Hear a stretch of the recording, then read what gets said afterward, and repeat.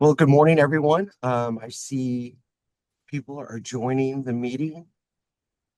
About 30 folks are in already. Super. Thank you so much for making time on this beautiful Friday with us to learn about the most recent NOFA from CDA. I am Tom Nagel, the Public Information Officer here at CDA, and thank you so much for subscribing and reading the newsletter that is sent out to let people know about the NOFA. And I will pass it to Karen and then the rest of our CDA staff to introduce themselves. And then we will start this workshop about this NOFA. Well, good morning. Thank you, Tom. I am so excited that you're all here for the NOFA, understanding more about how to apply for our latest NOFA, which is a home ARP service NOFA. I am the program manager for the project and excited about sharing with you such a opportunity to support our homeless in our city. So thank you for tuning in. We have also Stephanie Christian, recently promoted to City Planning Executive. Good morning.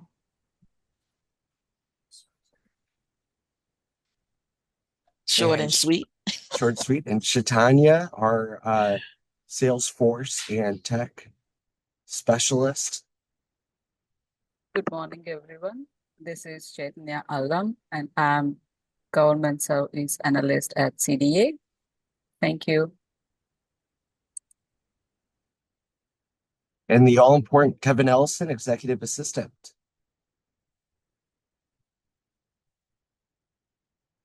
Good morning, everyone. Kevin Ellison, Assistant to the Executive Director here at CDA. Appreciate everyone making themselves available for this funding opportunity and getting information on what's involved and how to apply. It's a very exciting time.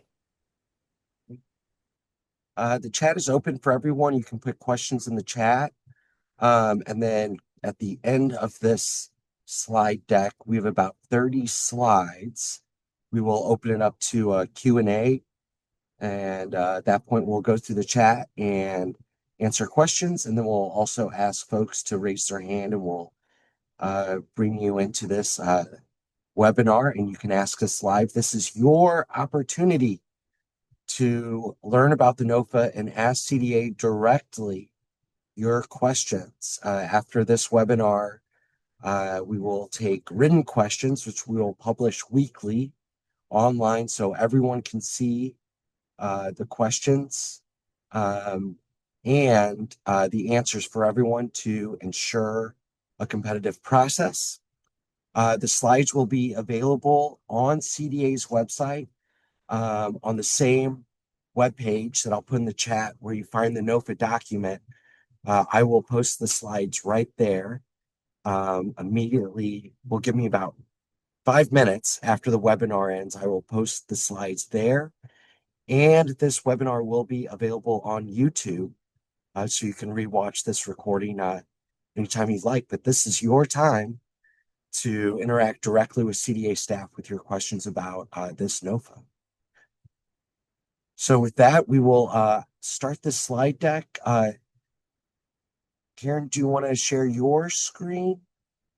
And we'll start this educational opportunity for everyone. Let's go. Sure, I can share my screen.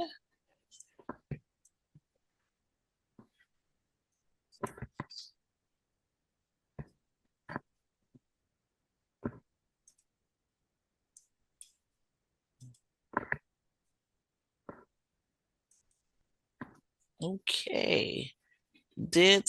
Can everyone see the screen? Looking good.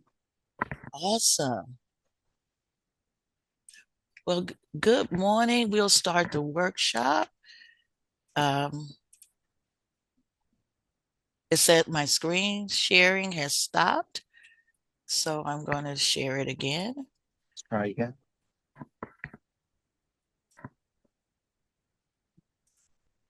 All right, I think we're in. So welcome to our general workshop presentation. Today is May 1st, 2026, and we are discussing the notice for HOME-ARP Supportive Services. Just a little background, this NOFA announces the availability of funding from the City of St. Louis Community Development Administration, known as CDA, to facilitate the provision of eligible Home American Rescue Plan, we call it HOME-ARP, supportive services located within our city.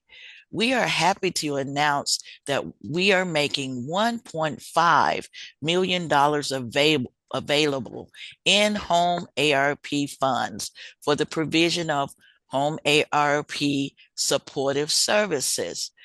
And this application or this grant is for HOME-ARP qualifying populations.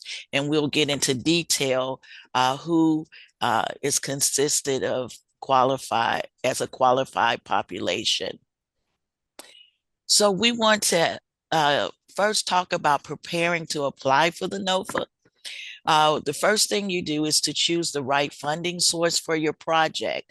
It is so important that your project fits with the HOME-ARP eligibility criteria. We want to make sure you're eligible for the funding. Are you an eligible applicant?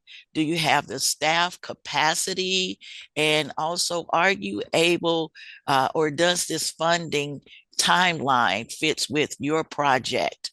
Also, we want you to understand the requirements of the funding. What are the compliance regulations? How long will you be obligated to comply? And how much staff do you have to designate to compliance? We want you to understand the timeliness of the funding. Will you be able to access the funding by the time you're ready to start providing the services? Will you be able to secure all funding for project before this funding expires? Another element of preparing for the NOFA is to gather data and materials for your application. You want to have a clear definition of your project. You want to devise a support service plan.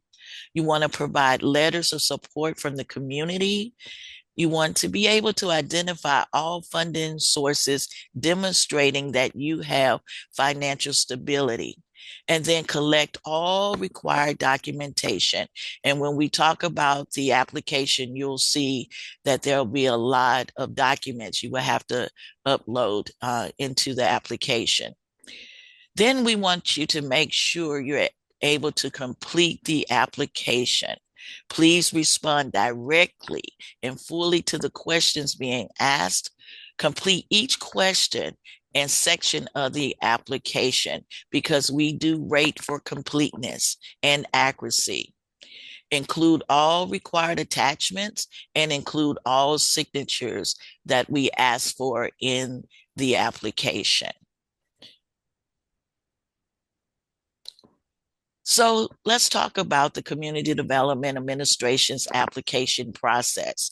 As you are already aware, a NOFA was initiated and released to the public April 24th. And the completion date of this application will be due June 5th. Public virtual workshop is what we're doing now. Thank you for attending. CDA also will not be able to ask questions after this workshop. You would have to email us your information or questions if you have any questions during your application process, and you will email to cdanofa@stlouis-mo.gov. Then you'll submit your application on our portal called Salesforce.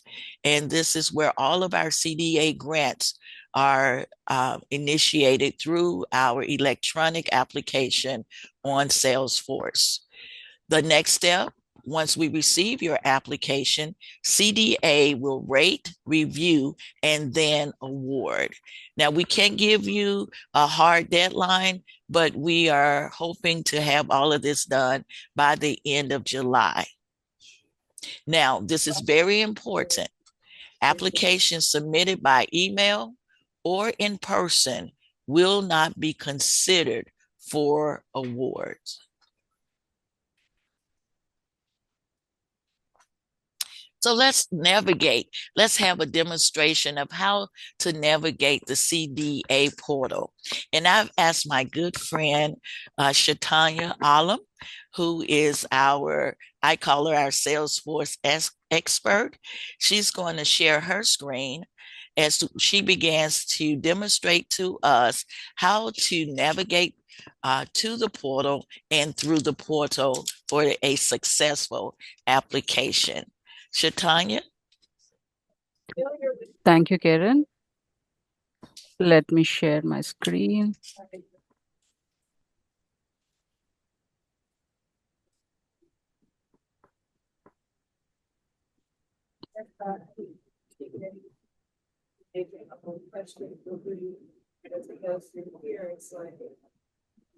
Can you see my screen share? Yes. Looking good? Yeah, okay, good. Okay. So good morning, all. When you navigate to the CDA community portal website, which is CDA Grants, St. Louis MO.gov, you will land in the login page.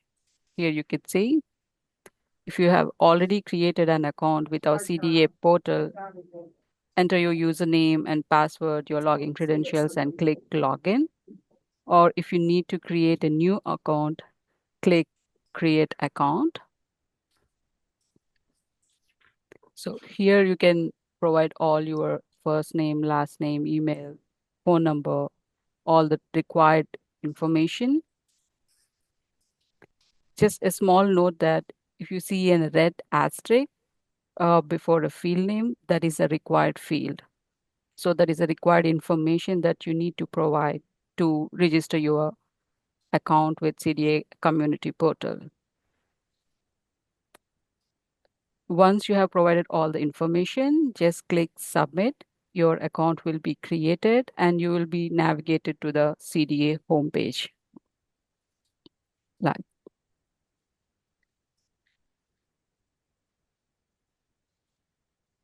So once you log in, you will land in the homepage of CDA community portal website. Next, click on apply now. You will see all the active funding opportunities here. Currently, the active funding opportunity is HOME-ARP Supportive Services. Select this application and click Start New Application.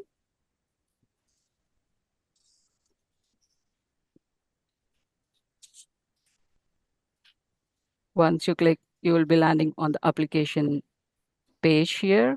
On the left-hand side, you can see all the sections in the application. If you click on each section, you will be navigated to that section page. And you have all the information regarding that section that you need to be filled and provided. Like once you have entered the information and you have to, if you want to save your information, click on Save Completed section. Say, for example, once you're done with this, you can click Save Completed section. Now the red toggle will turn to green. The green indicates that the section is completed and you can move to the next section. Karen, would you like to talk more about the information in the application? Sure. So as Ms. Alam shared with us, when you check on each one of the sections and complete it, it'll become a green check mark, and that helps you to know that you've given all of the information. Again, I want to stress, please make sure you complete each section in its totality and make sure you download every document as it is asked to do. Can you go back to your feedback? Go to feedback section. Once you complete the application, we want your feedback. CDA is always trying to make sure we make our application user-friendly and make it accessible and top-notch for our applicants. You providing feedback will help us to do that. And it's just a few questions. So I want to make sure that you understand it's not a red asterisk there, but it is equally important for us here at CDA to provide the best service possible. Acknowledgement and certification. This is important. You see all of the red asterisk there.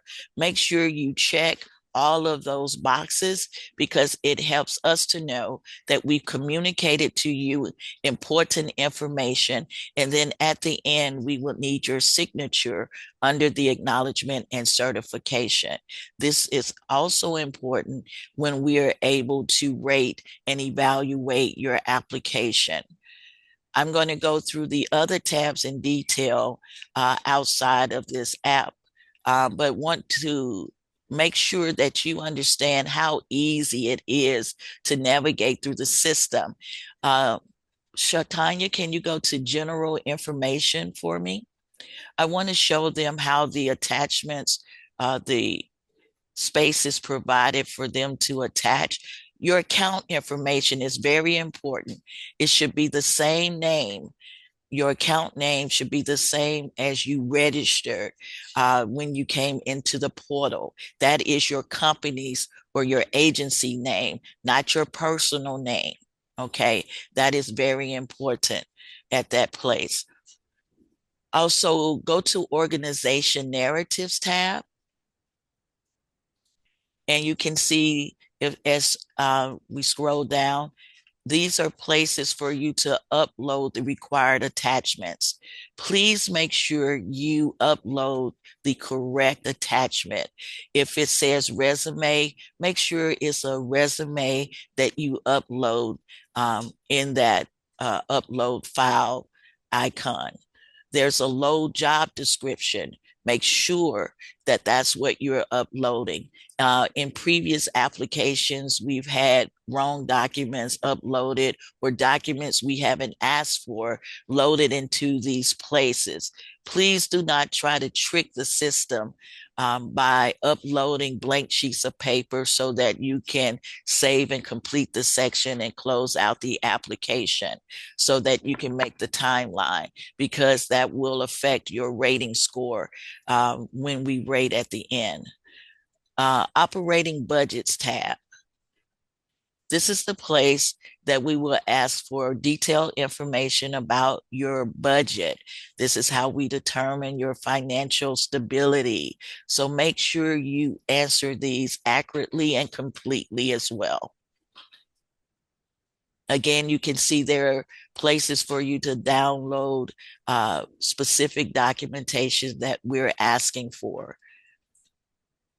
Financial statements, audits. This is the tab you will communicate to us your financial management stability. Next tab is the proposed activity description and funding. Again, your activity is an eligible HOME-ARP service activity. So make sure that you can that you add specifically what your activity is and make sure it is one of the activities listed in the NOFA. As you can see, we ask for you to also do your output section here, your objectives, what your project is about, outputs and activities. That is crucial. And as you can see, the red asterisk, it says add at least one record of an output and an activity that is associated with that. This is part of the rating scale. I saw the question in the chat about can businesses apply? We'll get to that on one of our next slides, but this is for nonprofits, for services, nonprofits only. Next tab. HOME-ARP special terms and conditions. This is very important for you to read. This is to let you know your time schedule, and we'll go through that in more detail as we go through the presentation, but this is also included in the application. Thank you, Shatanya.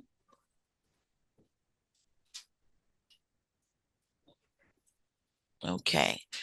And we will have question and answers at the end. So I see your questions in the chat. I will answer those at the end of the presentation. So I'm again going to share my screen with you as we continue. So as I mentioned, as we were discussing the application, that we have a timeline here with the HOME-ARP NOFA for the supported services. That timeline, again, we released this NOFA April 24th, and the application deadline again is June 5th. You'll notice during this presentation, I'll be repeating certain key information. This information is also in your application because we want you to be informed of your timelines. All HOME-ARP awards must be under contract by September 30th, 2026. So this is going to be a fast process, and we need to make sure you get your application in and get it on time. I also want to point out that the application deadline is at 4:00 p.m., not midnight. So we highly encourage you to get this application in on time. There will be no extensions available because we have to be under contract by September 30th of this year. All programs must comply with all local, state, and federal laws before entering to a legal agreement with CDA. So we want you to make sure that your program fits what we outlined in the NOFA and that you're able to enter into a legal agreement with us during the period of performance and through the compliance period, which is September 30th, 2026 is the date that we have to have you under contract, and the performance period ends September 30, 2030. Now, for those of you who have applied for HOME-ARP housing, that has a different compliance and a period of performance because you are obligated for 15 years with your housing portion of HOME-ARP funding, but services ends September 30th, 2030. Okay, it ends at the end of the program. And so all of your reporting, all of your compliance documents will have to be done, your project funded September 30th, 2030, which is 4 years. That's a good time. Let's keep your questions to the end, and I'll make sure I answer them. HOME-ARP services eligible applicants. Who's eligible? And I've already addressed this. I saw that in the chat. Not-for-profits, nonprofits who provide supportive services to our qualifying populations. Here are the qualifying populations, and you can get more detail in the code, federal code 2491.5. Okay. Homeless, at risk of homeless, fleeing or attempting to flee. Those are your domestic violence victims, dating violence victims, sexual assault, stalking, or human trafficking populations. There are other populations that we also consider, those who require services to prevent homelessness. For an example, evictions, those at great risk of housing instability, someone who doesn't have a steady place to stay, but they're from couch to couch, house to house. That's considered housing instability, and that's what's considered other populations. Then we have those who are veterans who meet One of the preceding criteria, in other words, they're homeless, at risk of homeless, fleeing, or they have housing instability. Veterans or families with a veteran who has this need. These are your qualifying populations. So the services that you provide must meet the need of one of these qualifying populations in order for you to be reimbursed with the grant funding. Okay. HOME-ARP applicants must demonstrate that they have appropriate experience and sufficient staff and financial sufficiency to complete the program. All applicant agencies must be fully, and I say fully, registered with SAM.gov. Not just go on and get you a UEI number, but you must complete the entire process in SAM.gov. This will be identified, or we will check, say it that way. We will definitely check to make sure that you are fully registered on SAM.gov. And if you're not, your application will be disqualified. So that's very important. Who's ineligible? A for-profit business. Those whose services do not benefit a HOME-ARP qualifying population. Those whose services are not included on the HOME-ARP eligible supportive services activity and cost list, which we will go into through detail as we continue this presentation. Entities that have failed to pay city income or property taxes in previous years are ineligible. Those who have defaulted on a previous CDA loan, including tax credit bridge loans, you are also ineligible. And as I've already stated, those on state federal department lists, that is your SAM.gov registration. If you fail or you're on that department list, you are ineligible. And those without a valid city business license or exemption letter. So you must have a city business license or an exemption letter from the city of St. Louis, or you will also be ineligible and your application would not be moved forward. Let's talk about required application contents. As I've already stated, fully complete the CDA application in Salesforce. Again, no application email or walked in person will be considered. All applications must go through our Salesforce system.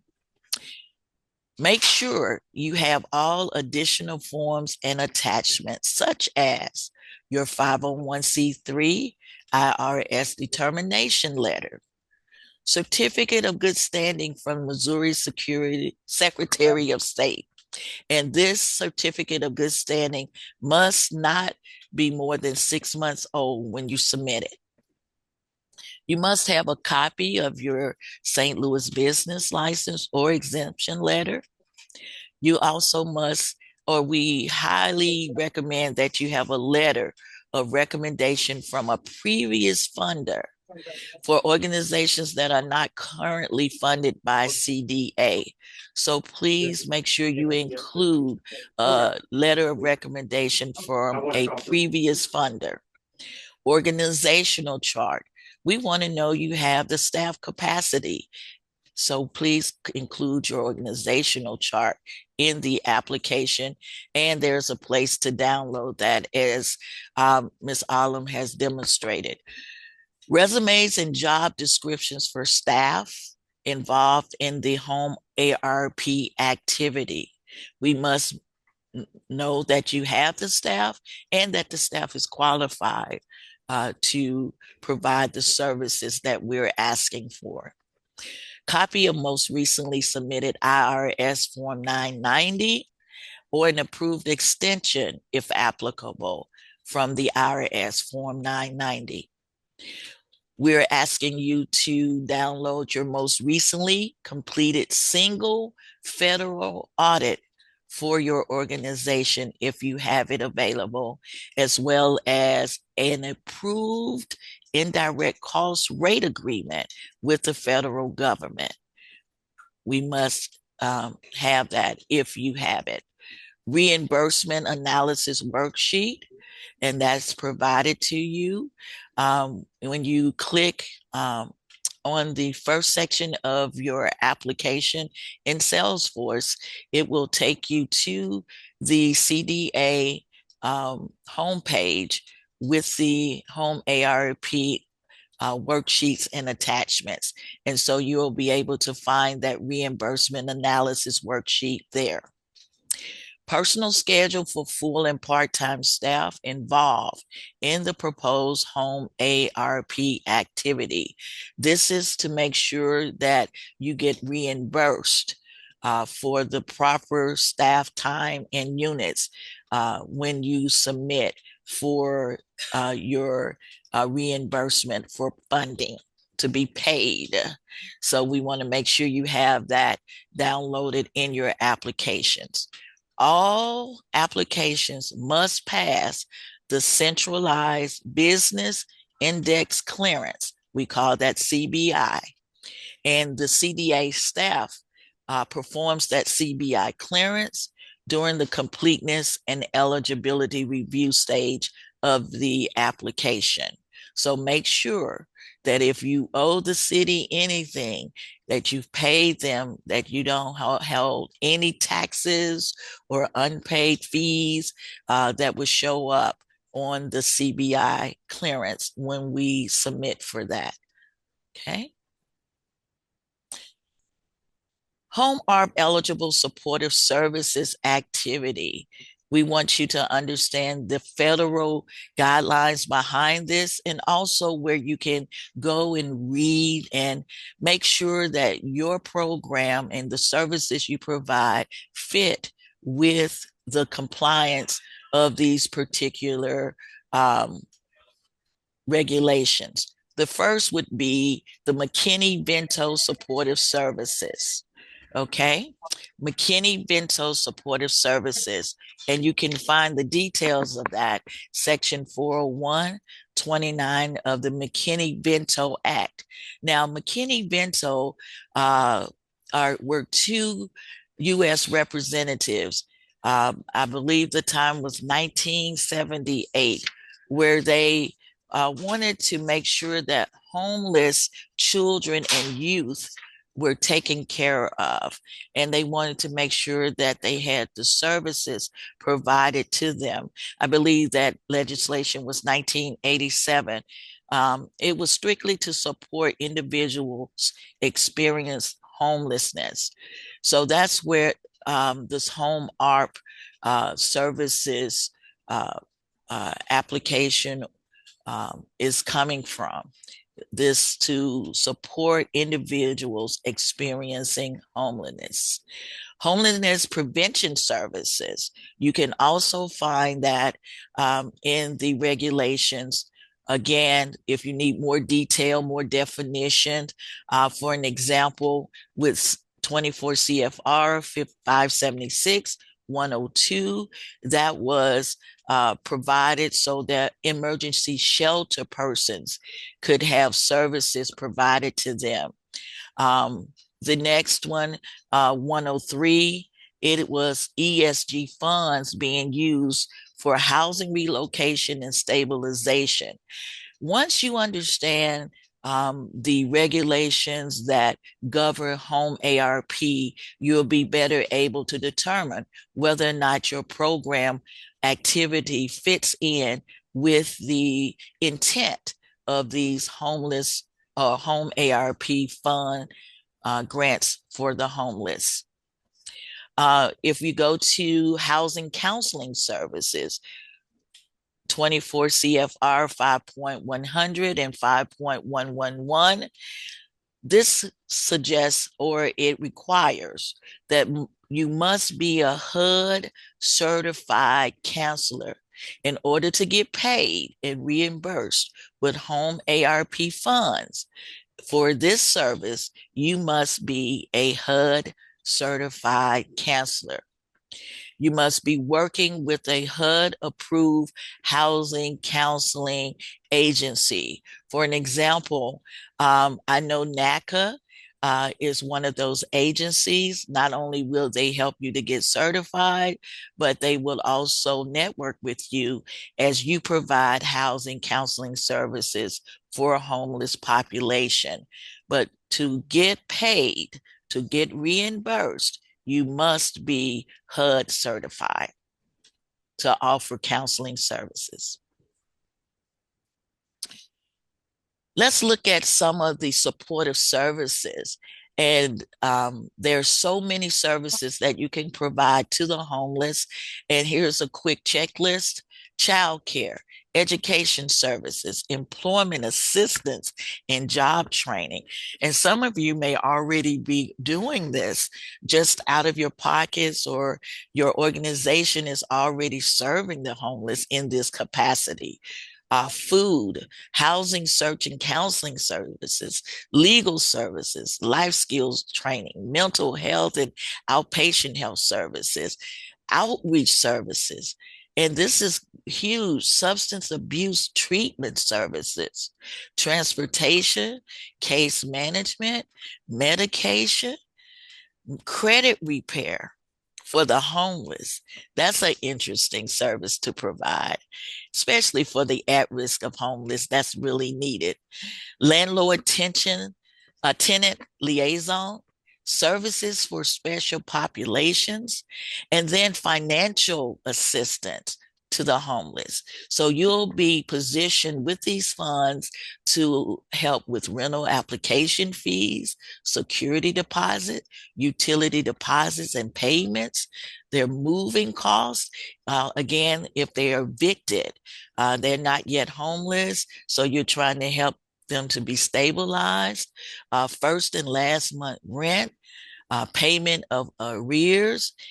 Some of the people that are homeless do have income.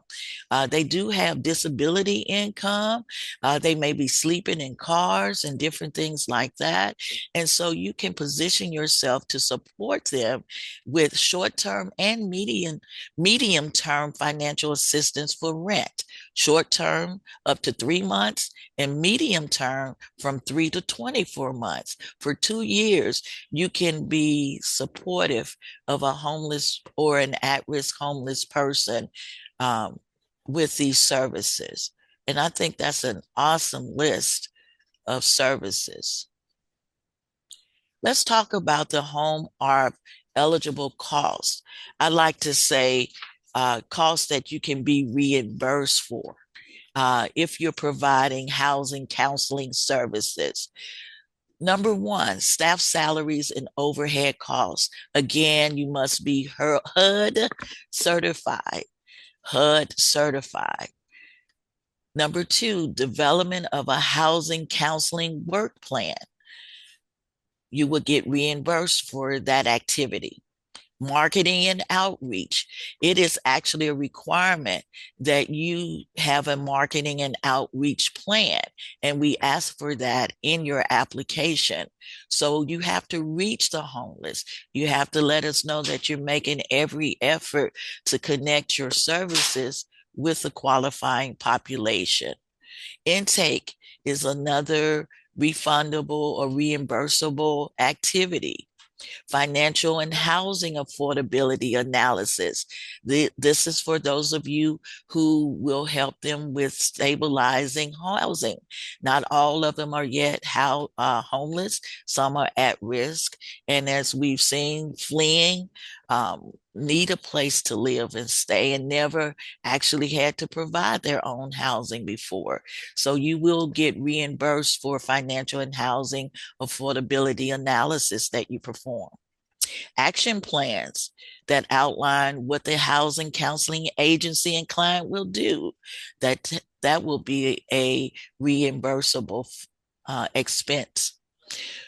And 7, to follow up communication with program participants. And so this is the HOME-ARP eligible costs associated with housing counseling.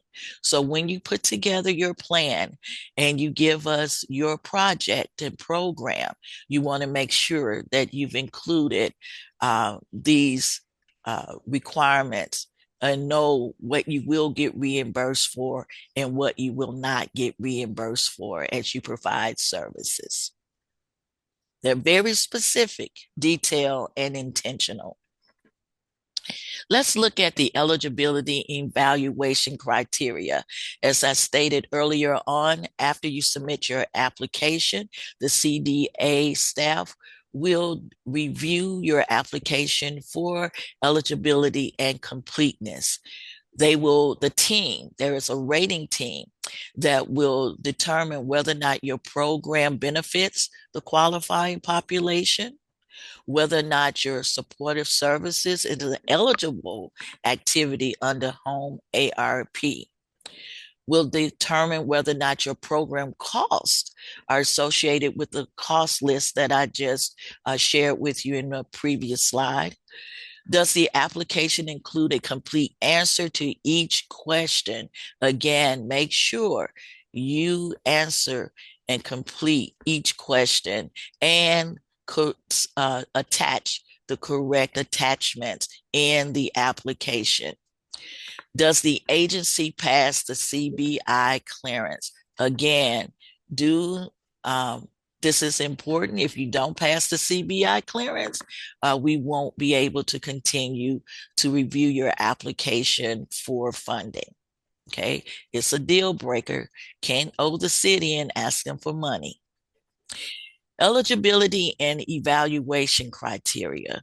So after we rate you for eligibility and completeness, and you score well enough to move to the next step of the process, this is the criteria we use to evaluate you. Agency program qualifications, fiscal logic qualifications, agency financial qualifications, grant administration experience, your program design. Is there any collaboration? And then we also include bonus points because we really want you to apply for this money, use this funding for what it's intended to support the homeless, at-risk homeless populations. And so we really want you to do well in this application. So when we ask you about your program, we want to make sure your organization has sufficient staff capacity to implement your activities that you have documented in your plan. We want to make sure you have an appropriate budget that is logical and that it makes sense, and that you have cost controls in place so that you can effectively administer the services through the duration and the performance period. We want to make sure your organization has sound financial management systems already in place. And does your organization have prior federal grant experience because of the compliance, because of the implementation and the reporting requirements that will be due? So we consider your grant administration experience. To what extent are you proposing your activity outputs and outcomes? This is what we're putting out. This is what we want to do. And this is our intent. And this is the success of what we intended to do. Are they realistic and measurable outputs and outcomes? And we want to make sure that you are involving the community, other organizations, interagency cooperation. And so collaboration is very important. And that's why we ask in the application for you to download letters from neighborhood groups that you're working with, anybody who's supporting you or supporting your project and what you're doing in that neighborhood and community. All of that will be evaluated in your application. And then your bonus points are listed in the NOFA. And we have bonus points targeting activities of the survivors of the May 16th, 2025 tornado. We understand there are people, because of the tornado, fit this HOME-ARP qualifying population category of homelessness, at risk of homeless, unstable housing. And so we know that this is an opportunity for you to come alongside of them, supporting them. And we give you bonus points for that when we evaluate your application. And we are almost at the end. Here we are talking about your additional requirements and guidelines. I'm going to go back. I think I skipped a slide. Special terms and conditions. Special terms and conditions. And this is also in your application. So we will make these slides available to you at the end of this workshop, but know that this information is also in your application. Special terms and conditions. CDA will reimburse based on units of service with a fixed price. That's why it's important that you think through your project from beginning to end, determine real cost so that you can make sure you ask for the amount that you really need to effectively administer your program. And again, you will be reimbursed based on a unit of service and a fixed price per unit of service. So that's a budget item. That's your budget section of your application. There is an exception. CDA will reimburse for food, the actual cost of that food. So if that's part of your service activity that you are supporting the homeless population with, or a home ARP qualifying population, we do reimburse food for actual costs. Make sure you have receipts. Make sure you have actual documentation of costs. Supportive services are structured as a sub-recipient agreement. So if you're awarded, you will be required to enter into an agreement, a contract, a legal contract with CDA. And so your supportive services are structured as a sub-recipient agreement dispersed on a reimbursement basis.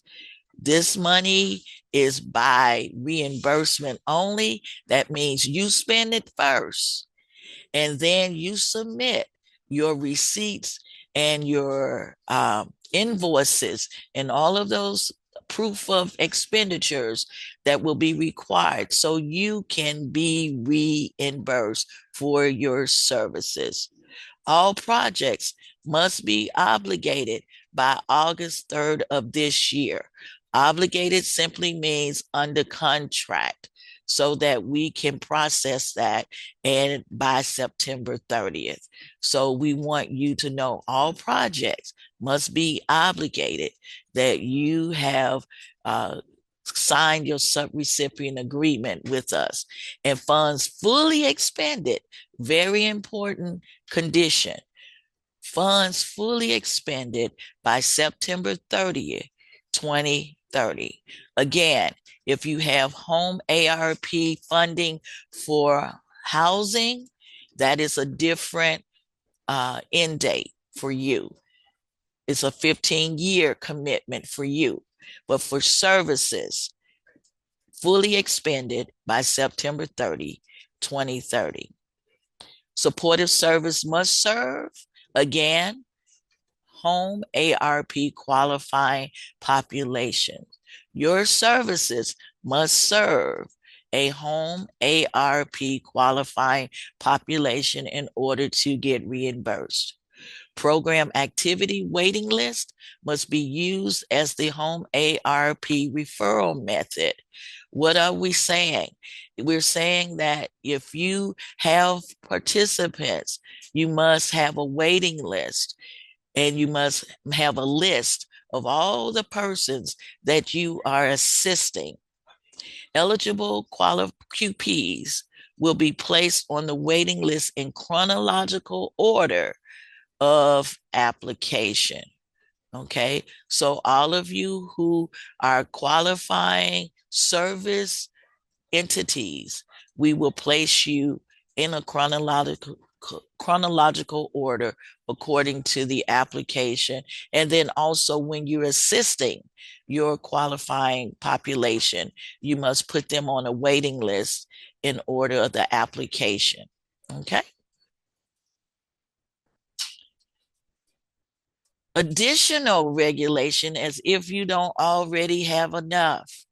All funding reservations will be offered with an expiration of August 3rd, 2026. So you will know if you have a funding reservation with us and it has an expiration August 3rd. You will have an opportunity to decline the grant offer or the award offer by August 3rd, 2026.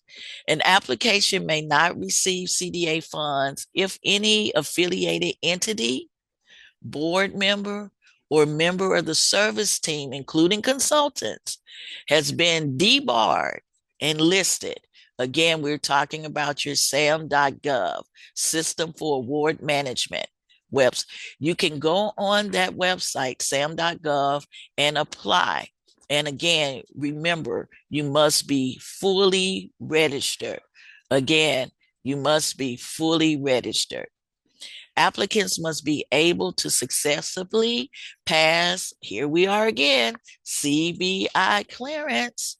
You must pass the City of St. Louis Central Business Index CBI clearance, which includes having a current city business license and enrollment with earnings tax department of the city's collector of revenue office, and being current on payment of all city taxes.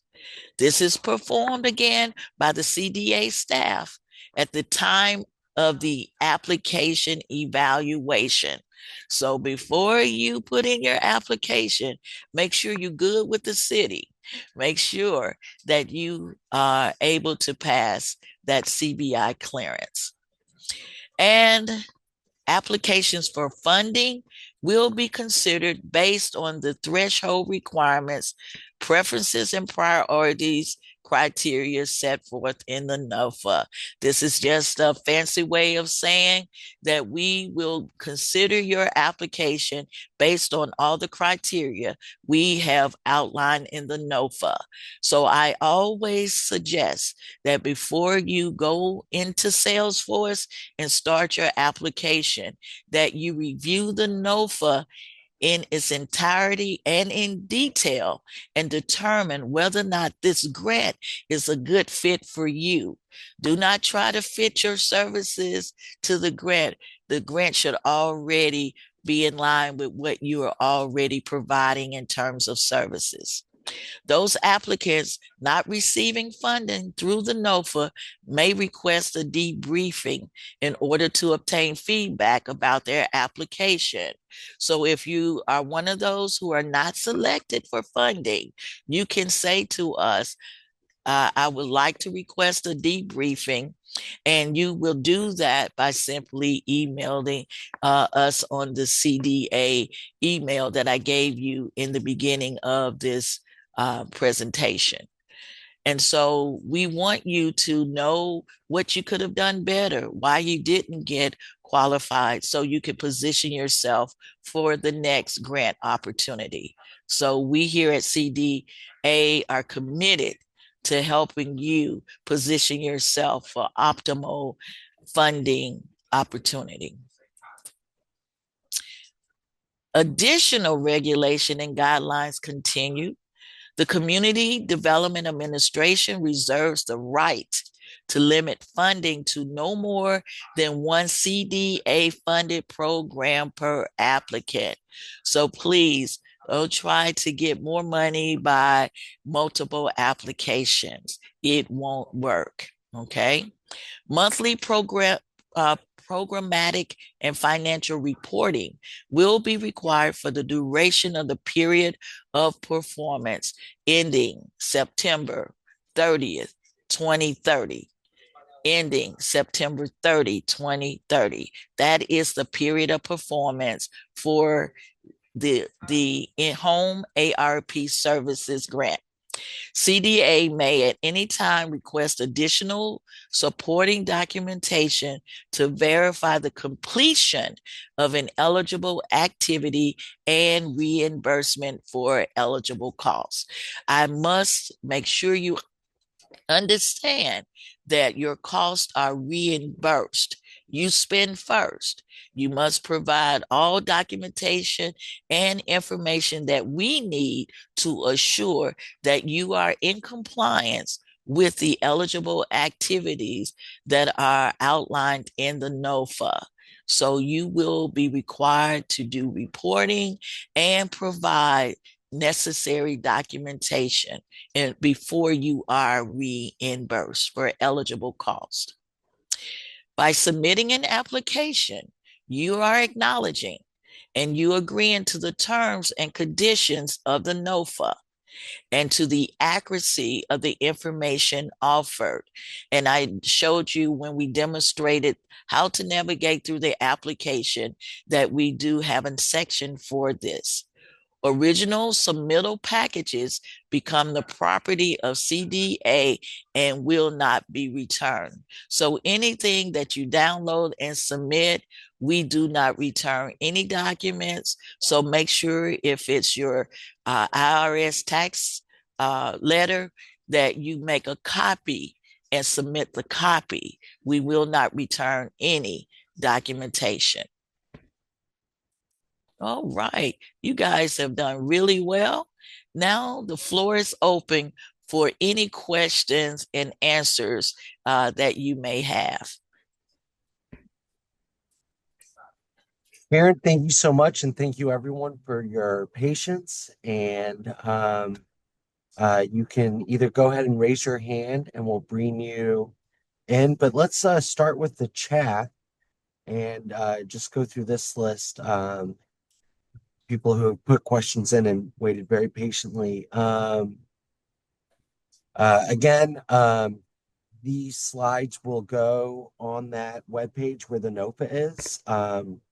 As soon as we finish this webinar, and this webinar is being recorded and can be found on YouTube, on the city's YouTube channel. So we'll just go through these questions together. Catherine asks, for required attachments, there is no reimbursement analysis worksheet document.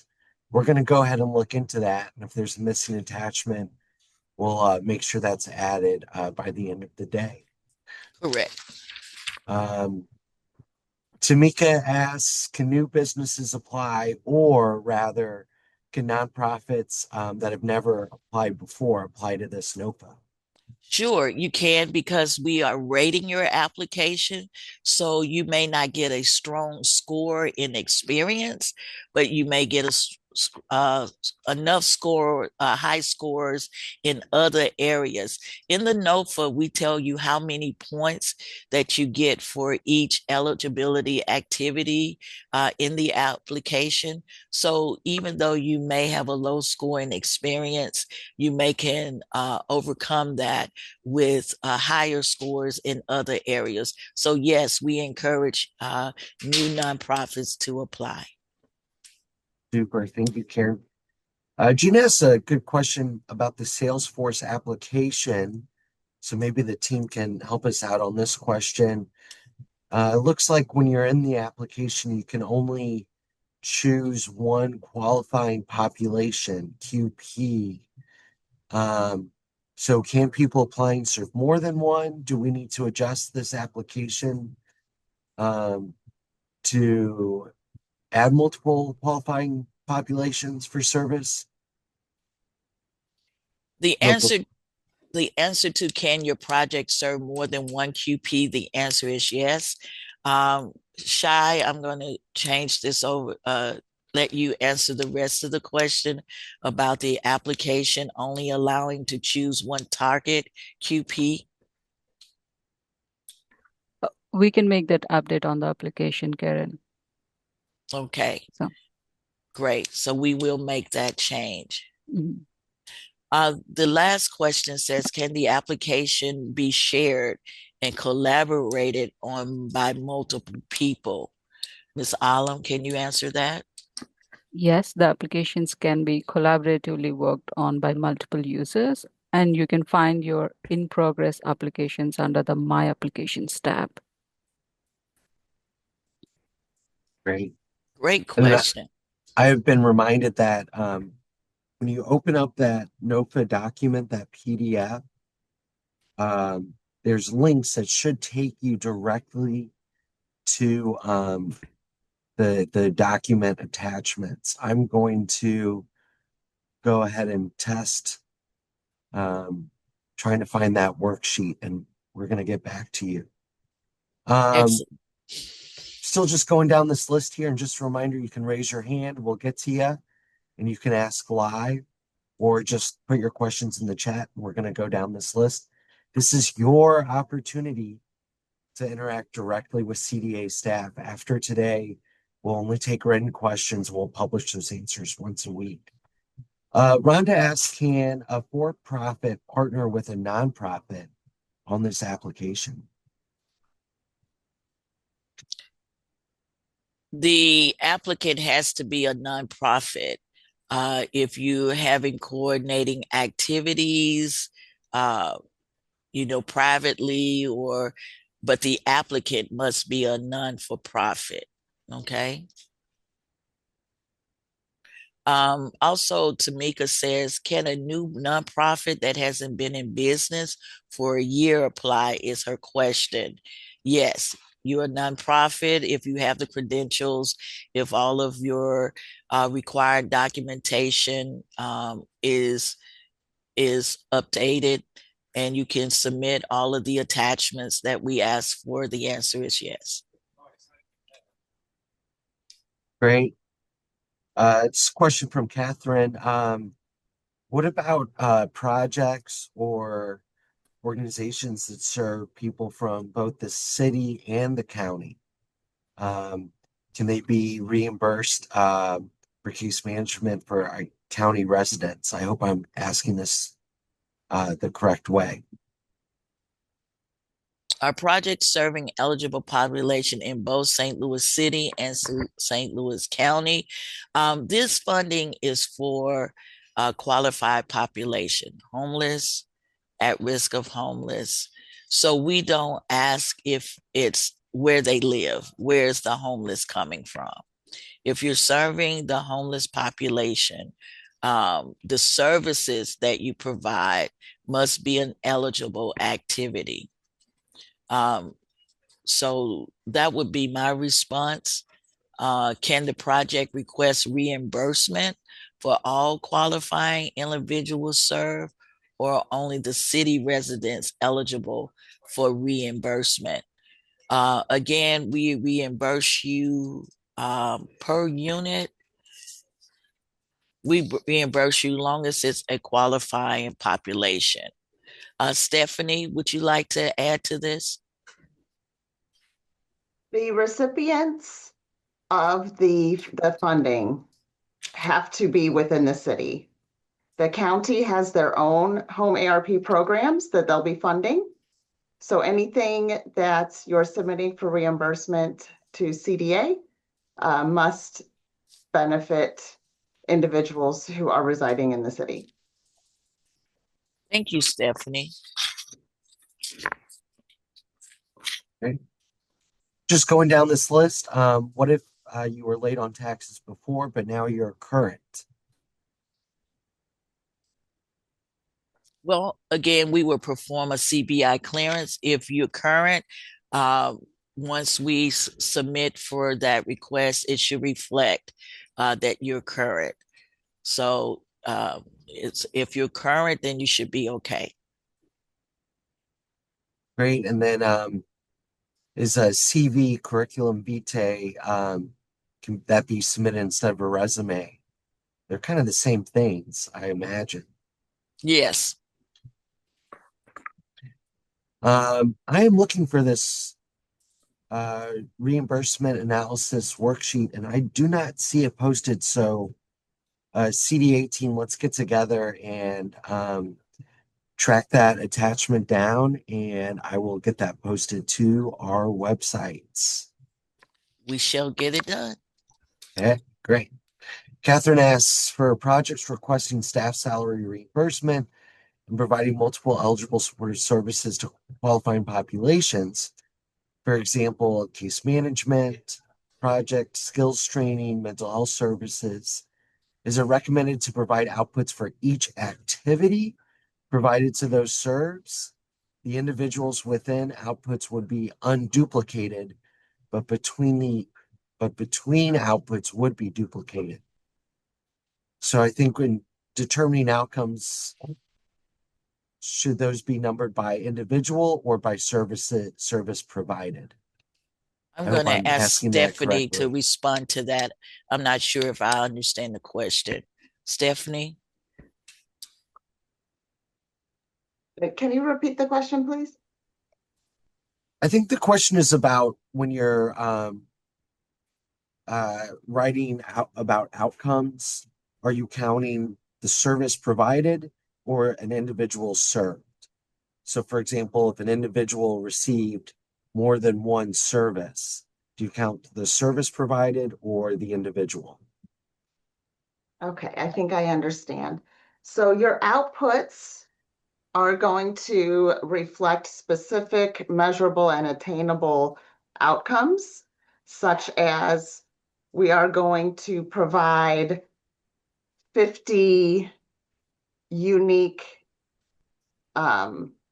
participants case management services.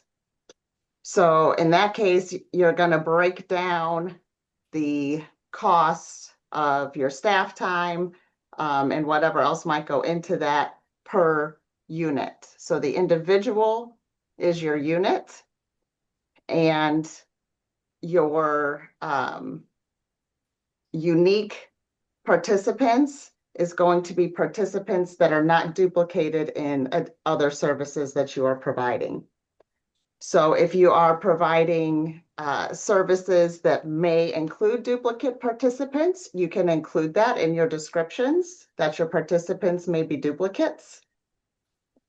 If they are all going to be just receiving one service, then they are going to be unique participants. I hope that helps. Yes, that does. Yeah, and if you need more clarity, please just raise your hand and we'll bring you on in, and we can chat live. Tiffany asked if we can repeat some information about putting people on waiting lists. Karen, do you recall what that might be referencing? Yes. So HOME-ARP has what they call a weighting method. Otherwise, to serve everybody, um, you have to put them on a list so that you can make sure that as you are providing services, that you have them on a waiting list if you're not able to provide them the service at the time of inquiry. And so that's the method in which HOME-ARP guidelines require you to how to handle that. Does that make sense to you, Tiffany?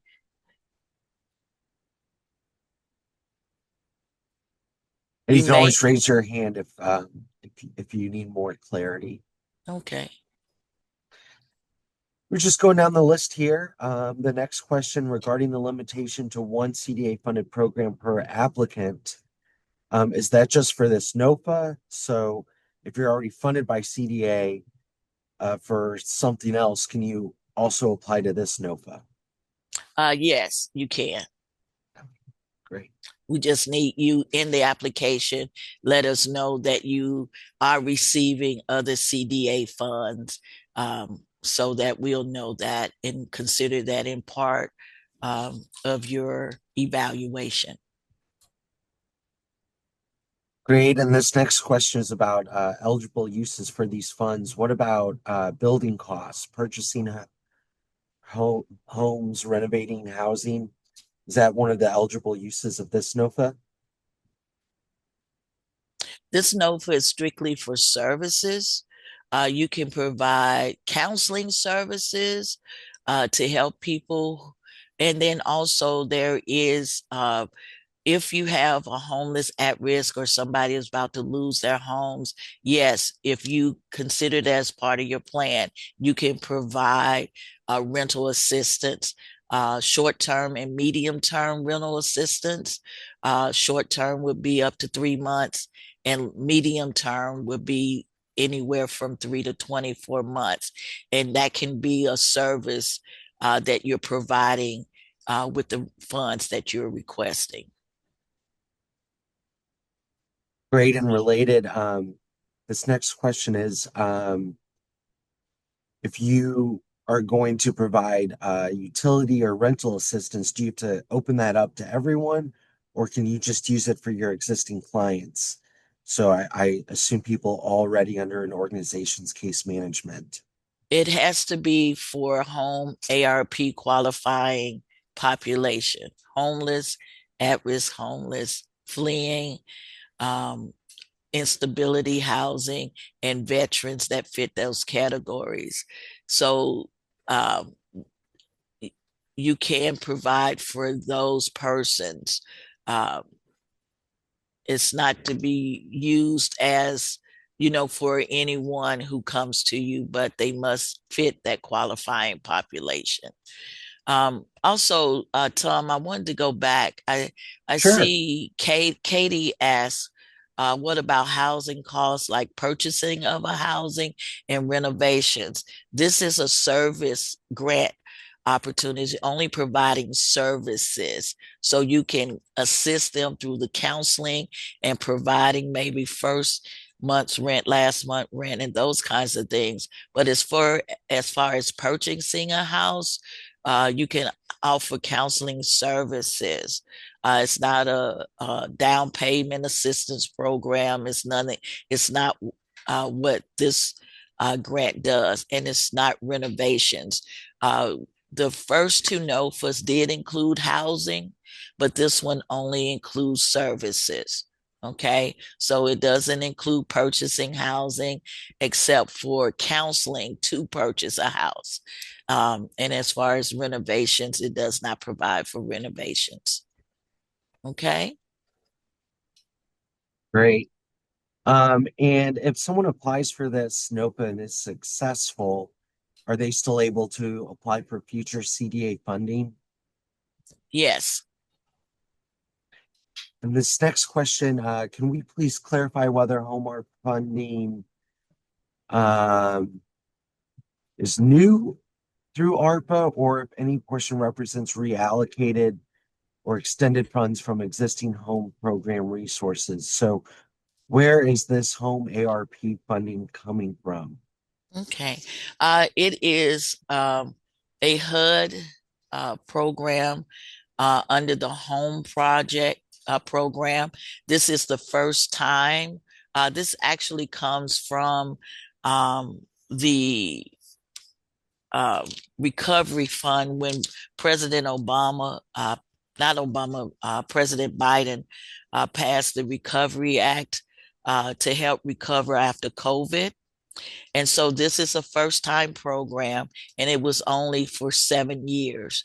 And so it ends in 2030, and it was initiated in 2023.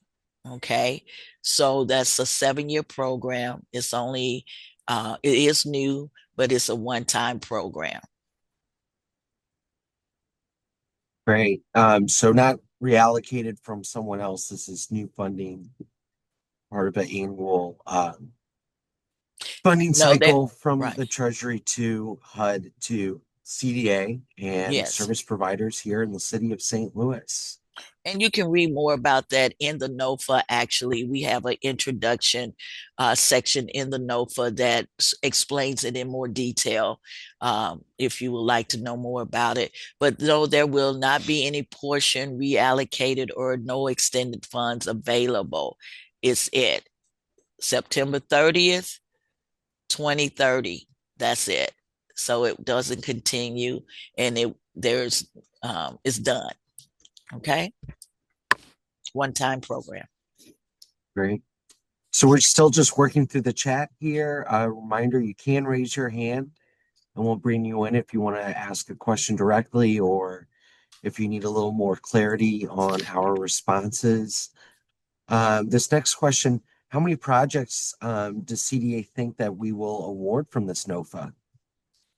The NOFA is a $1.5 million NOFA.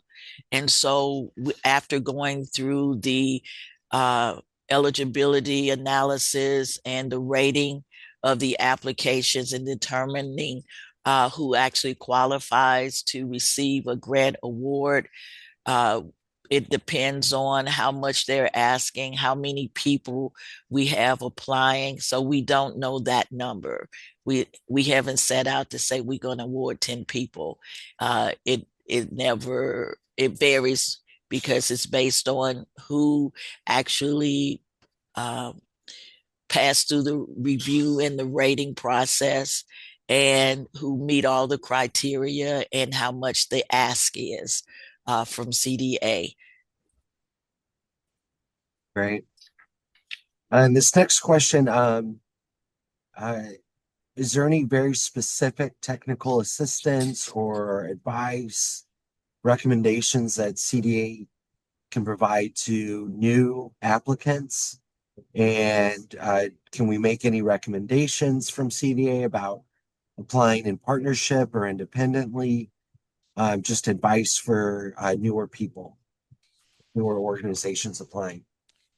No, we can't do that because there's a fairness rule that we must oblige. So we can't make any recommendations of that sort because then we would be liable and responsible. Then it would be unfair to others. So no, we don't have that. But as far as technical assistance, Ms. Alam is our Salesforce technical assistant person. And then you have the CDA portal where you can email us if you have questions as you're putting together or as you're applying for this grant and you need detail or you need clarification on some of the things that we're asking or requiring, then you can do that through that website. Through the email.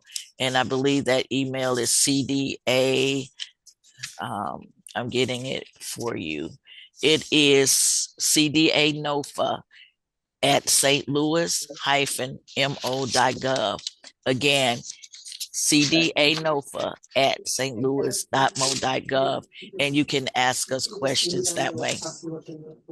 I'm going to add just a Also little bit more to that if I can, please.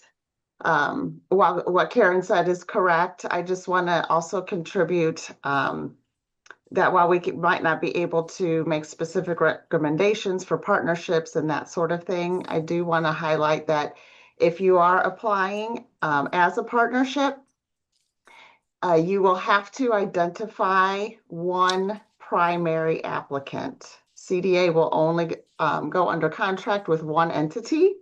So your partnership you'll have to work that out amongst yourselves, who's going to be the primary and when the funding is received, how it will be distributed amongst you.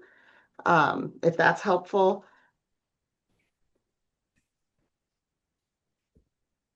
That's good. Great.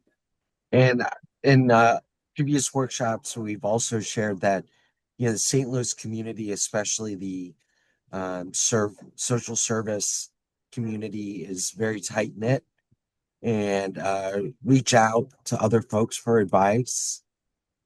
use your phone, call people. People are willing to share. We're a good community, a good city, very tight-knit and eager to help each other out. So we're moving down the list here. Transitional housing. Is that a qualifying eligible use of this NOFA, serving people via transitional housing? Homeless, at-risk homeless, uh, persons who have housing instability, veterans who fit those categories.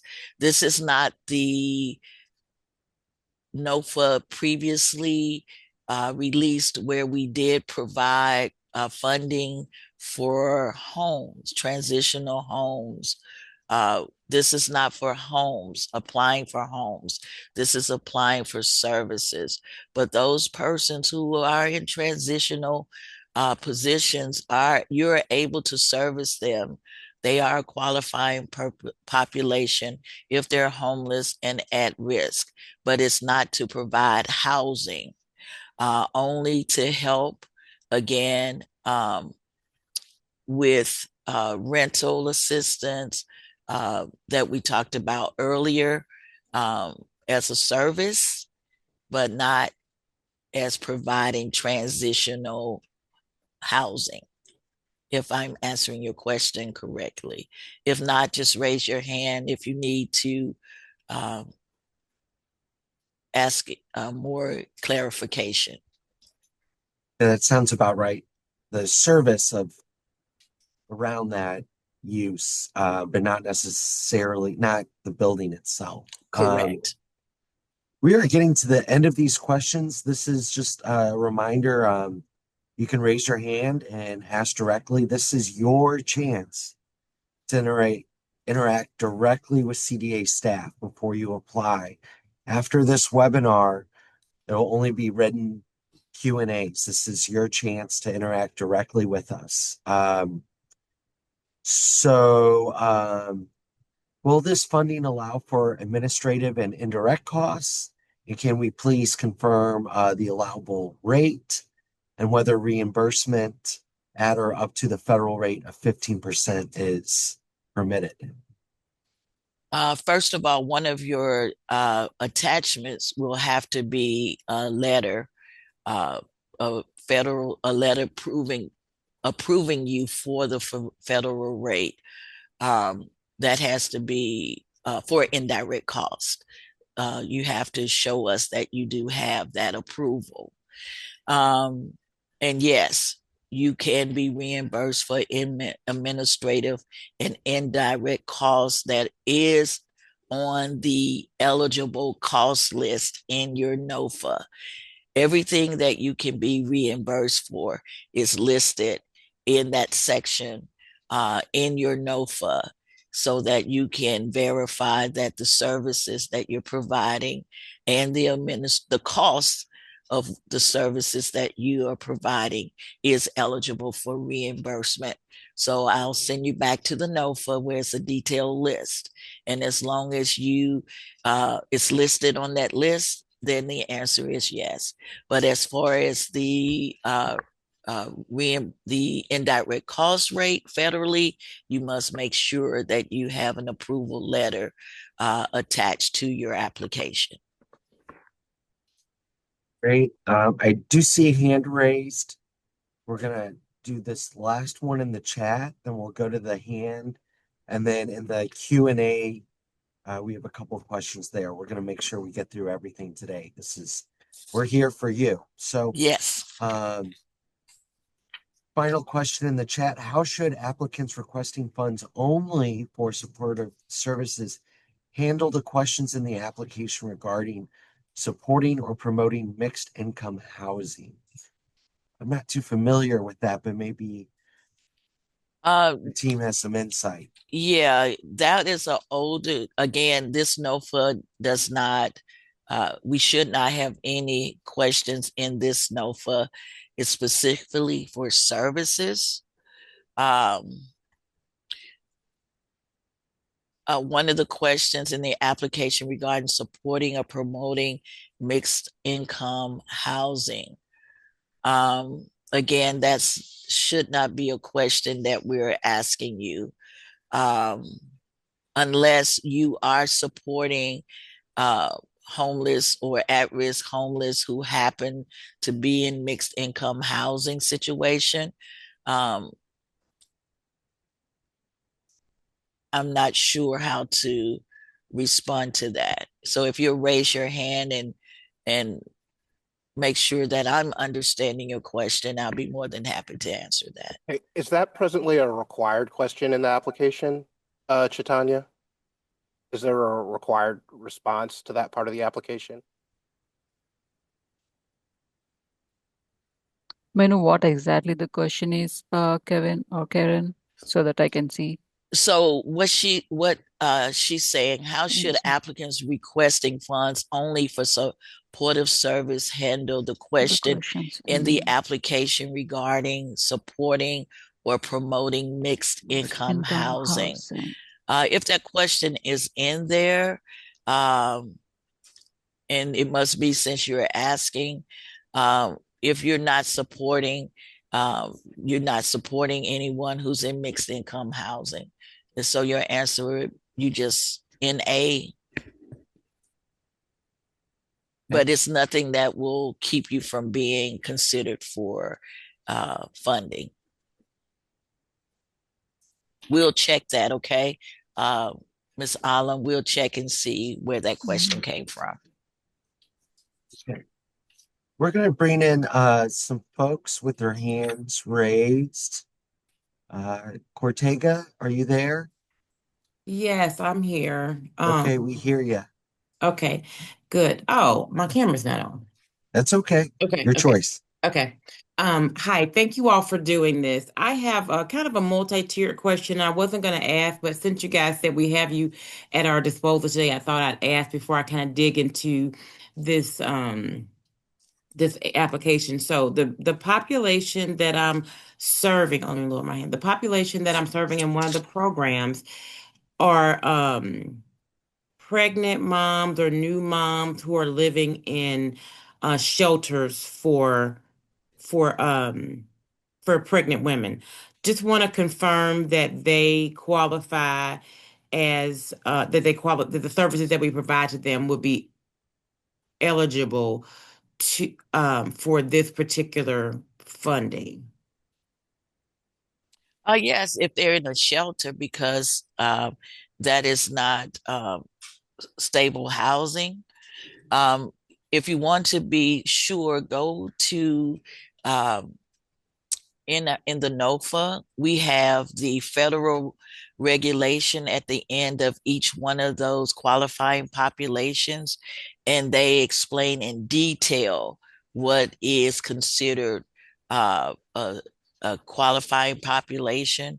But I know because it's a shelter and they're pregnant women and they don't have stable housing, and you're servicing, what service are you offering them? Oh, I'm glad you asked because that was the next tier of the question.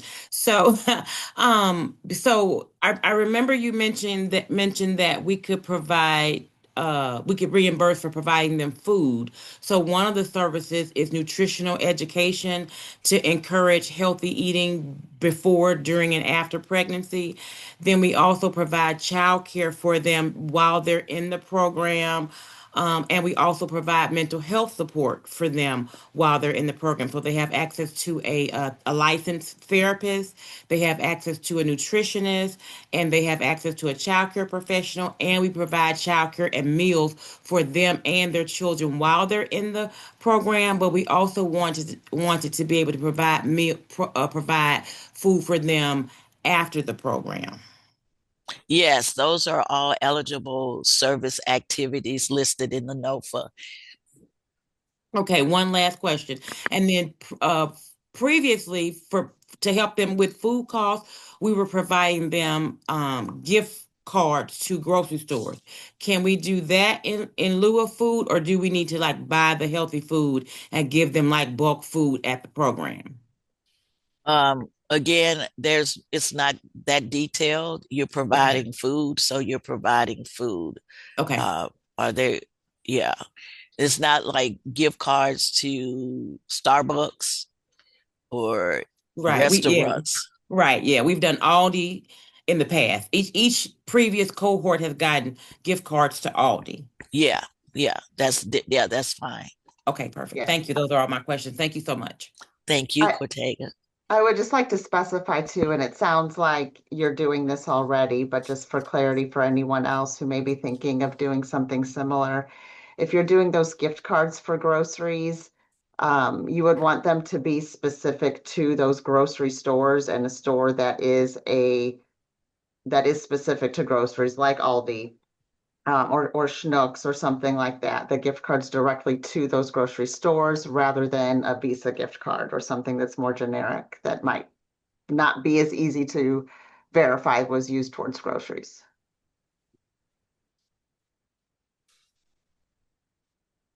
Great, thank you. Let's bring Catherine in. Hi, can you hear me? I Hi, can hear you. Catherine. Hi. Excellent. Hi, good morning. Thanks for doing this presentation. I just wanted to get a little bit more clarity on my question about the outputs. And Cortega's program is actually a great example that she just sort of explained to the group. So we'll just go with that. So she's providing multiple different eligible activities. Would it be recommended for her to provide an output for each of those activities? And then, of course, it's the same group of pregnant women who's receiving each of the services. So it would be like, 50 women are receiving case management, 50 women are receiving food, 50 women are receiving the life skills training under each of those eligible activities. Would that be the recommended way for her to structure her outputs, or would it be better for her to just have the one output, case management, the 50 women are served, and then describe all of those eligible activities in the program description narrative? I think so. Stephanie, what do you think? Each activity will be a separate output. Each eligible service that you're providing is a separate output. Again, the number of units, like those 50 participants, if they are going to be duplicated within those outputs, you can indicate that 50 count is a duplicated number. If it's a service that only new individuals are going to receive, they are not going to receive other services, then it's going to be a unique participant. So you'll just want to indicate that qualifier for your number of units. Okay, so just specify that the number of units is duplicated and then provide an output for each activity that we're providing? Correct. Okay, wonderful. That clears it up. Thank you so much. Excellent. Go ahead and raise your hand if you have any questions, and we can work through them together. We're here for you. After this webinar, we're only taking written questions that we'll post all the answers to once a week.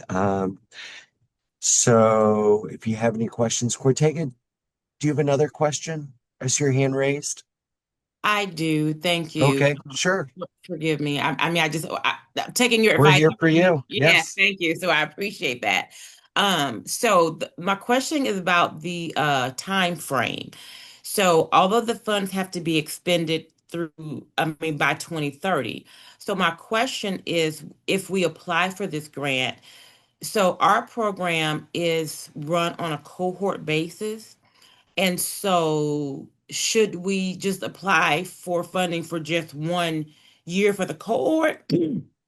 Or could we potentially apply for funding that will be expended between 2026 and 2030, but will cover 4 cohorts? Like, say, for instance, each cohort is 20 women. So could we apply for 80 women, because we know that we could expend all of those funds before September of 2030. And it's essentially that will fund a portion of the program each program year. So you just wanted to make sure you include enough funding to take you to 2030. So in your you'll be servicing the same 20 women for 4 years, and so you want to say that it's 80 women versus the Well, 20 women. I'm sorry. So no, it would be 20. So we would have 20 unique participants each year because we serve the women for their entire pregnancy. We service them for the baby's first year of life. So the program is 1 year. So we serve them probably during their pregnancy and during the baby's first few years of life. But then they exit the program. Now we do provide services to them afterwards, but they're not the same services that they get provided while they're in the actual program. So if I'm understanding Cortega's question here, Karen, they would have 80 unique participants over the course of the performance period. Yes. I don't know. I'm gonna have to ask Stephanie for help with that. My thinking is, but I'm not sure, and I can find out for you. But I would just, the program, you have 4 years. So I would say each year you're going to service 20 women. And so you would say 20 women each programmatic year. And these are the services that you'll be providing for 20 women each year versus 80 for 4 years. Would be the better way to present it. And then each year it costs X number of dollars. That way you can factor in the increase each one of the 4 years because of inflation and the cost to do what you're doing versus just saying 80 women and then you attach the cost for 80 women, because the cost for 80 women is different from the cost of 20 women each year. Does that make sense? Yes, that makes perfect sense. That makes sense. Thank you. Stephanie, do you agree? I think it could be presented either way. As long as the costs are clear, the participants are clear that they're unique participants each year that may be duplicated within multiple services. And yeah, as long as the cost for each unit, which is a participant, is clearly identified and your sources for those for the 4 years can be demonstrated so that we can see that you'll be able to carry on those services for the duration of the 4 years. I think it could be presented either way. Good question, Cortega. Thank you. Thank you, Steph. Thank you both. Thank you so much. Let's go ahead and bring Abby in. Hi, Abby, go ahead. We hear you. my question was related to staff salary. So for counseling, housing counseling, it needs to be a certified individual. For other services, particularly case management and mental health services, are staff salaries eligible expenses there or no? Yes, they are. That's why we ask for your resume of the staff so we can determine that that it is a fair price. We've had issues where people will overcharge when it comes to labor and salaries. So that's why we ask you to include the resumes so we can know that they're qualified to manage the program and not just persons, getting paid and they're not really managers. Does that make sense? But they don't have to have any kind of HUD certification. Only for the counseling do they have to be HUD certified. Okay, thank you.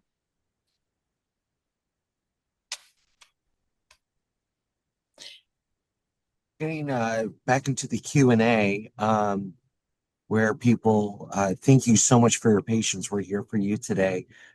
Tasha asks, how do we become HUD certified? What is the definition of HUD certified in this instance? I happen to know that, and I used the example of NACA is an organization that's certified. If you go to the HUD website and just Google HUD certified counselors, it'll give you a list of organizations or places you can be certified as a housing counselor. It is I've had to be certified as a housing counselor. So it's webinars, it's exams, it's classes. It's very rigorous uh, to become HUD certified, and it's a time consuming. Well, I guess you can get it done in 30 days or 45 days, but it does require timing. And it's only certain organizations or places that HUD has on their list that you can get a HUD certification. And that again is for the counseling services. Great, great. Just working through these questions in the Q&A. Should you apply a list of the potential participants at the time of the application? So if you're gonna, I guess, do case management, do you already have to have clients identified, or just propose that you will serve clients? Both. You can do both. You do not have to provide the names of your clients. You can indicate that you have a client base established.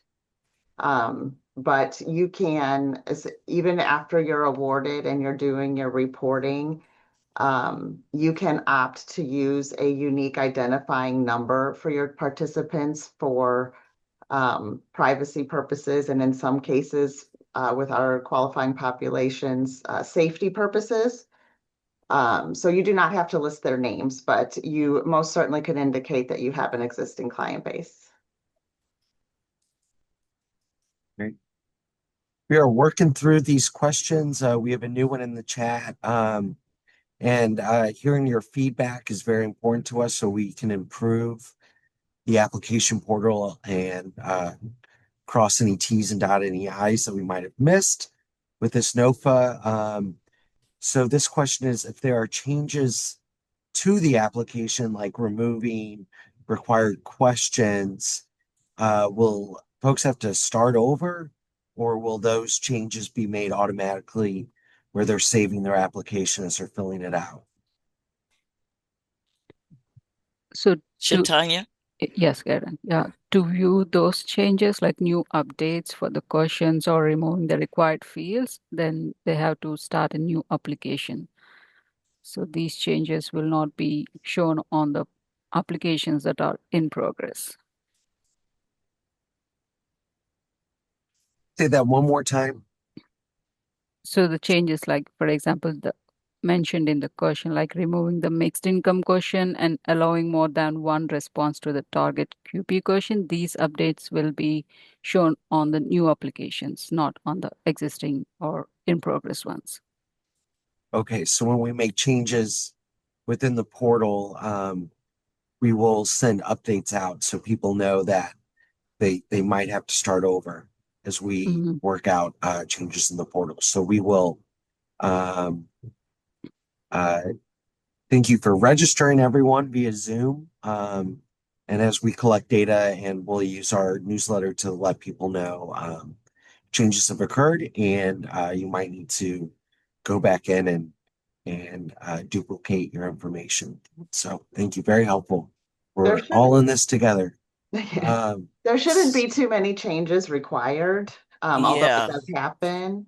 I would say too that, if it's a matter of that we decide to remove a question, you don't necessarily have to start your application over again. You can indicate NA and keep Right. on going. Right. I don't anticipate, although I can't predict everything, but at this point in time, I don't anticipate there needing to be critical questions added that would require you to restart.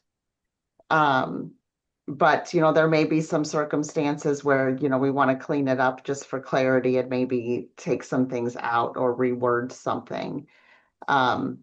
So if you don't want to start over, I think that's okay. And if there's one of those questions that, like we talked about earlier, you can just indicate not applicable and continue on. So you don't lose your application. Yes, Stephanie, I agree. Gina, are you still on where you can, I'm not sure if there's a need to remove the mixed income question because I'm not sure what the problem is with that question. Are you on to give more detail on that? And also, as far as allowing more than one response to the target QP question, I need to understand what question that is because I'm not sure what question you're responding to. So if you're on, can you raise your hand to give more clarity to that? Because I don't want people to think we're going to be changing the application because I don't see where we need to change the application at this time. We will add the worksheet to the website. Okay, Yeah, Gina. we have Gina. Gina, we have you on. Hi, thanks so much. Hi. Yeah, I was mostly thinking about, just representing the project fully in that the question I asked earlier about the qualified populations and having that question limited so we could only pick one, wanting to make sure that if it becomes an option to click several, I do that. Okay, so you're servicing more than, for an example, maybe you're doing fleeing and then the homeless population. Yeah, that's a great example. Okay, and right now you're saying that when you are in the application, it only allows you to select one of those. Correct. Okay. There's a place in the application for narrative. And so just make sure you include in your narrative. You can select one as is. It says it's only limiting you to one, but make sure you explain in the narrative if there's an additional qualifying population that you're servicing, because that's what we're going to score, what's in your narrative. And so as long as it's a qualifying population, you would be okay. And then in your other documentations, in your budget, in your analysis and your outputs and outcomes, you will also demonstrate that you're serving more than just a homeless, that you're also serving fleeing. I don't think we will change anything at this point in the application on that regard. Does that make sense, Gina? It does. Thank you. Okay, thank you. And then the mixed income question, I really believe that probably stemmed from a previous housing question. But as Stephanie has already said, just put NA in that area. And it's nothing that's going to cause you not to be selected for funding. Okay? But I don't want people to think we're going to be changing the application and they have to start over. I don't think you need to start your application over. Great. Getting back into the Q&A here. Two questions. Is the budget we are submitted similar to the budgets in past NOFAs where it's itemized?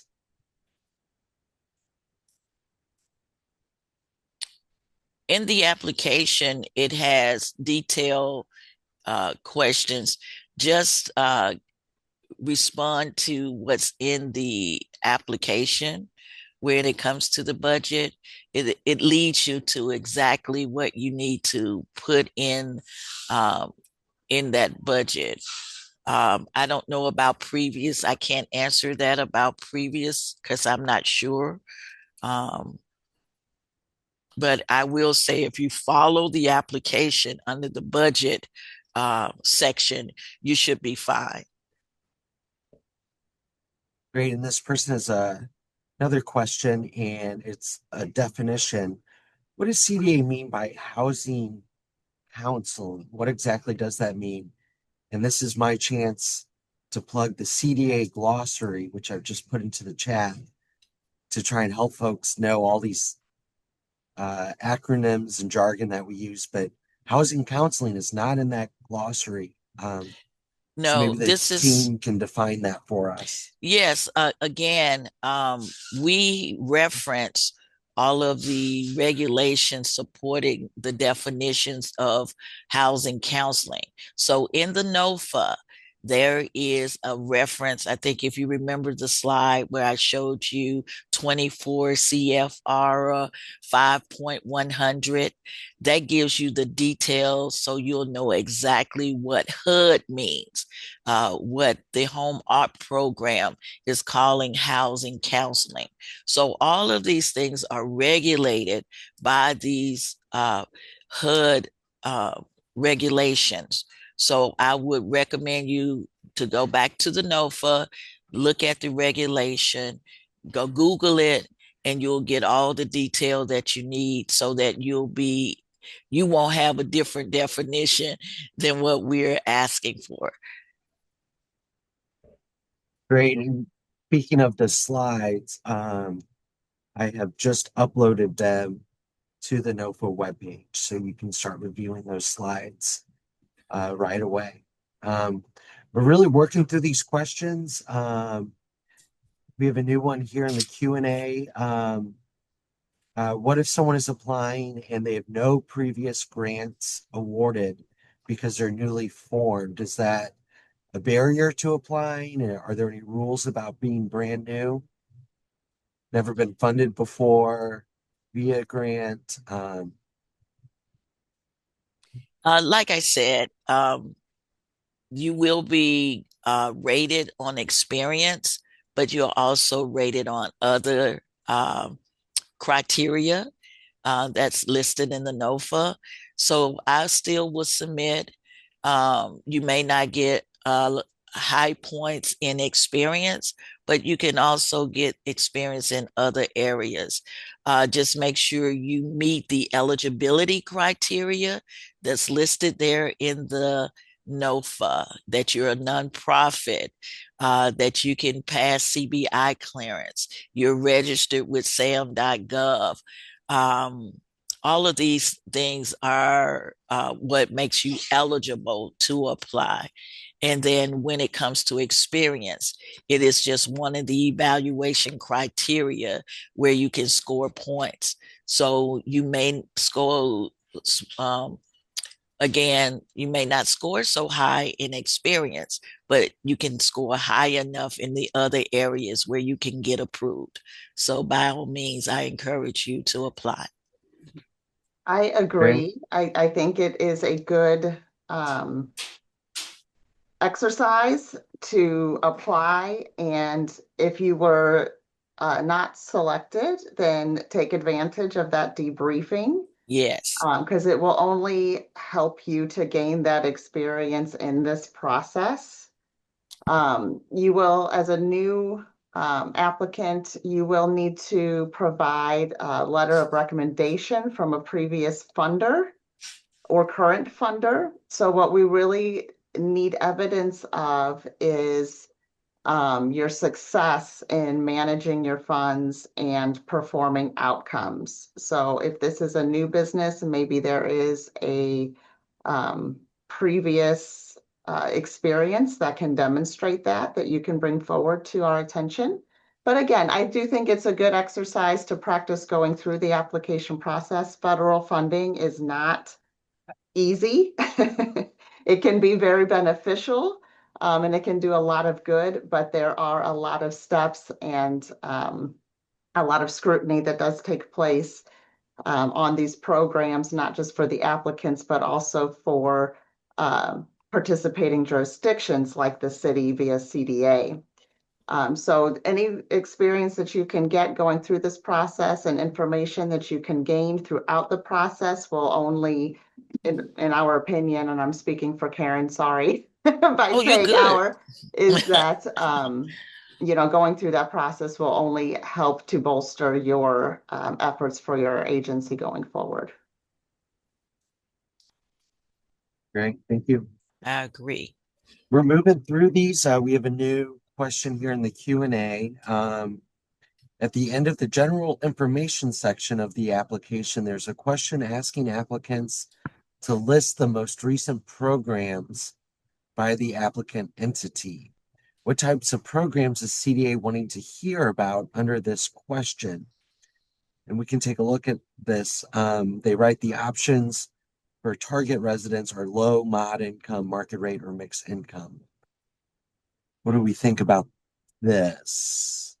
And maybe we want to look at that in that actual question. Tom, is that person on and can raise their hands? I need clarity because I'm not sure I understand what the question is.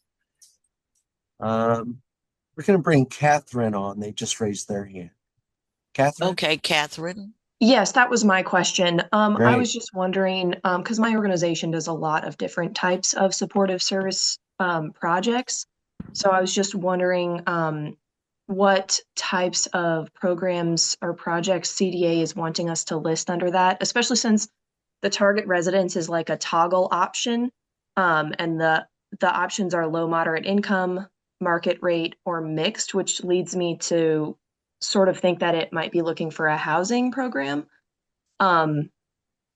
which we do, but it doesn't seem as relevant to this NOFA.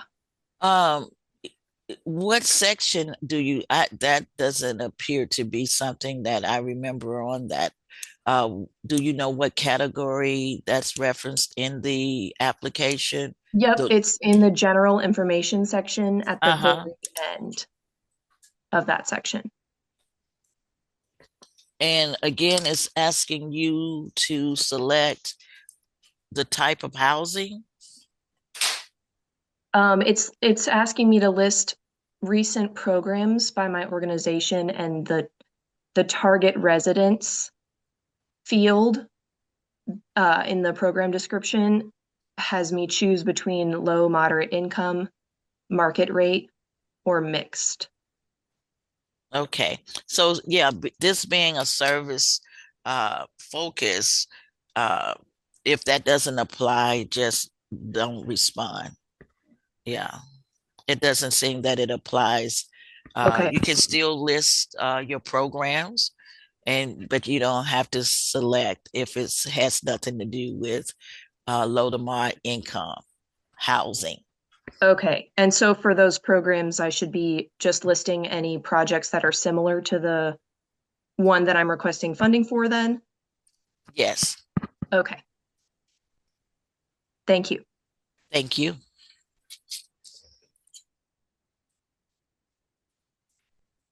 I believe we have worked through all the questions in the chat and in the Q&A. This is your opportunity. I know we've been here a while. So thank you so much, everyone, for your patience and for attending. We are here while you're here and while you have questions. After this point, we'll still take written questions that we'll post the answers to once a week. But this is your chance to interact directly with CDA staff.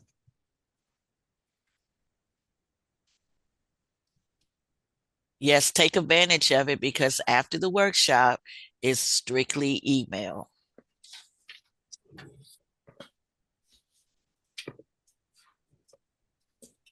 Okay.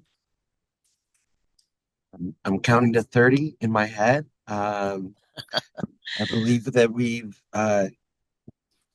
made this just 2 hours exactly on the dot. Thank you everyone for what you do for the city of St. Louis and our vulnerable populations. Thank you for your work and your dedication and commitment. As always, thank you STL TV for facilitating these webinars and having our back with the tech support. CDA staff, any final thoughts, advice, reflections, observations? I would just like to thank everyone who attended the workshop, and especially for your participation. Great questions. This helps us to serve you better and help you to submit a viable application. Again, remember, after this workshop, if you have any other questions, you can definitely email us at CDA NOFA at stlouismo.gov. And that link is in your NOFA, and that you please utilize it so that we can be on the same page, that you understand what we're asking for. Again, make sure you attach and every attachment we ask for, and that you answer the questions in its entirety. All this does is help you position you for funding. $1.5 million is a wonderful grant source and an opportunity to serve the homeless population. And we want you who are serving this population to have the resources to continue to do the good job that you're already doing. And for some who wants to get started, please, even if you don't have experience, as Stephanie said before, if you don't get selected, you can sign up for a debriefing, see what you could have done better, and be ready for the next grant opportunity. So thank you again for your time and your support. And remember, if you have any additional questions, do not hesitate to email us your questions. We will respond to you. And the date that your application is due is June 5th, 4:00 p.m. So we look forward to receiving your application. Sharon, thank you so much for guiding us through this. My pleasure. Thank you all CDA staff for your dedication, your time, and thank you STL TV for facilitating.